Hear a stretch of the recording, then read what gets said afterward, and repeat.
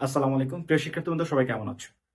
যাদের আগামী 2 তারিখে অর্থাৎ 2রা মে যাদের এক্সামটা হবে জিএসটি তে এবং যারা মানবিক ইউনিটের, তোমাদের জন্য ইংলিশে একটা সুপার সাজেশন আছে। ক্লাসটা আমি পোস্ট দিয়েছিলাম এবং সেখানে বলেছিলাম তো একটা শর্ট একটা ভিডিও থাকবে, কিন্তু শর্ট ভিডিওতে ইম্পর্টেন্ট একদম জিএসটি যে জিনিসগুলো সেগুলো নিয়ে আলোচনা করব।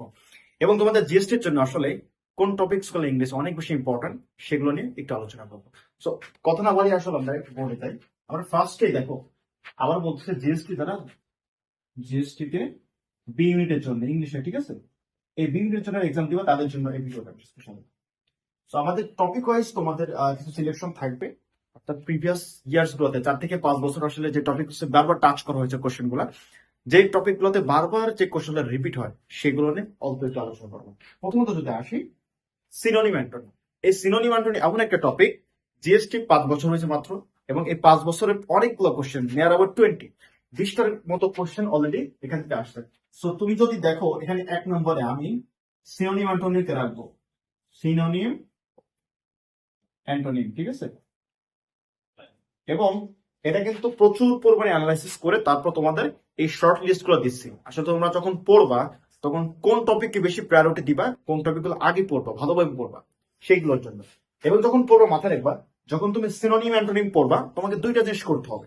ফার্স্ট অফ অল হচ্ছে এই যে প্রিভিয়াস যত ইউনিভার্সিটি আছে, এটা হইতে পারে জিএসটি, হইতে পারে ঢাকা, খুলনা, রাজশাহী, যত ইউনিভার্সিটি আছে ওই ইউনিভার্সিটি গুলোতে সিনোনিম অ্যান্টোনিম থেকে যতগুলো কোশ্চেন আছে এগুলো একদম মুখস্থ করতে হবে। সেকেন্ড অফ অল বিসিএস এর যত সিনোনিম অ্যান্টোনিম থেকে যতগুলো কোশ্চেন আসছে এটাও মুখস্থ করতে হবে। এই 2টা জিনিস সবার আগে করতে হবে। আচ্ছা, সিনোনিম অ্যান্টোনিম 1 নম্বরে রাখলাম। 2 নম্বরে আমি যেটা রাখবো সেটা হচ্ছে অ্যাপ্রোপ্রিয়েট প্রিপোজিশন। অ্যাপ্রোপ্রিয়েট প্রিপোজিশন, ঠিক আছে? সিনোনিম অ্যান্টোনিম পরে অ্যাপ্রোপ্রিয়েট প্রিপোজিশন অনেক ইম্পর্টেন্ট। তোমরা অনেক জায়গায় অ্যাপ্রোপ্রিয়েট প্রিপোজিশন দেখছো অনেক বড় বড় করে দেওয়া, মানে অনেকগুলো বেশি দেওয়া, প্রায় 1000+ এরকম থাকতে পারে।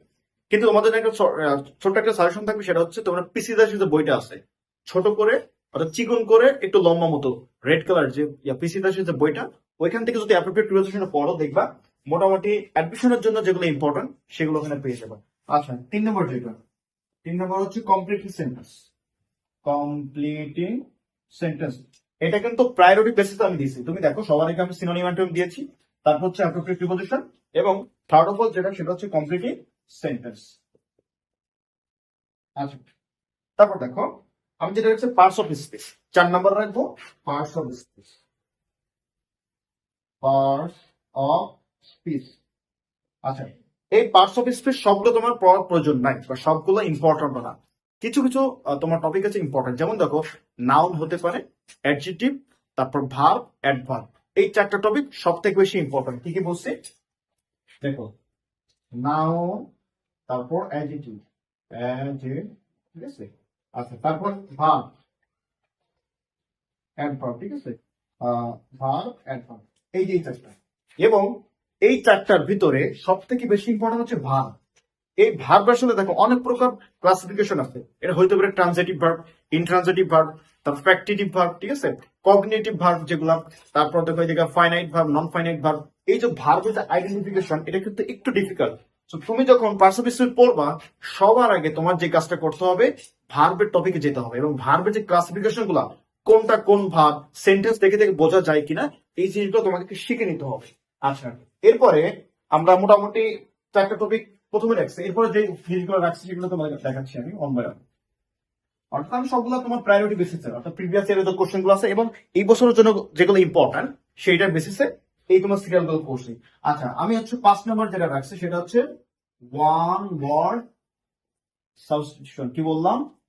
One word substitution. বাংলায় যেটাকে এক কথায় প্রকাশ বলা হয়। কি বলা হয়? এক কথায় প্রকাশ। অর্থাৎ একটা সেন্টেন্স আছে, ওই সেন্টেন্সটাকে একটা ওয়ার্ডে কি বলা হয় সেটাকে বলা হয় ওয়ান ওয়ার্ড সাবস্টিটিউশন। এটা খুব ইম্পর্টেন্ট টপিক।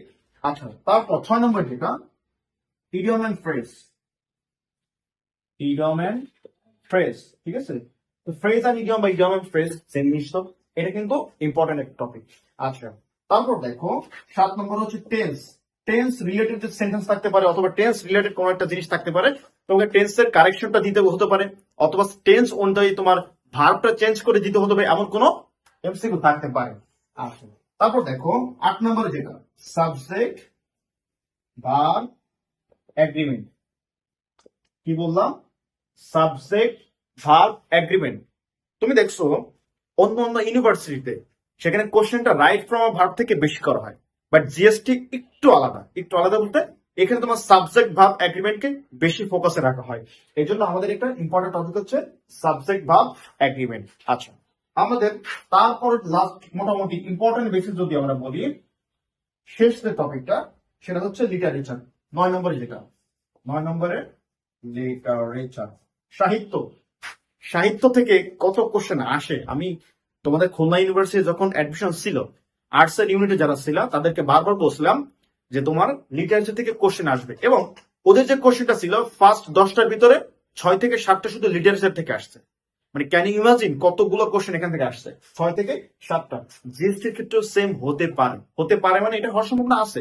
কারণ লিটারেচার থেকে দেখো, বা ইংরেজি সাহিত্য যেটা আছে, ইংরেজি সাহিত্যের যে পিরিয়ড আছে, ইংরেজি সাহিত্যের যে ফেমাস যে লেখনীগুলো আছে, কোন পোয়েট মানে কোন কবি কোনটা লিখছে, এই জিনিসগুলো কিন্তু ইম্পর্টেন্ট। ঠিক আছে, কার কোনটা লেখা, যেমন দেখো হেমলেট।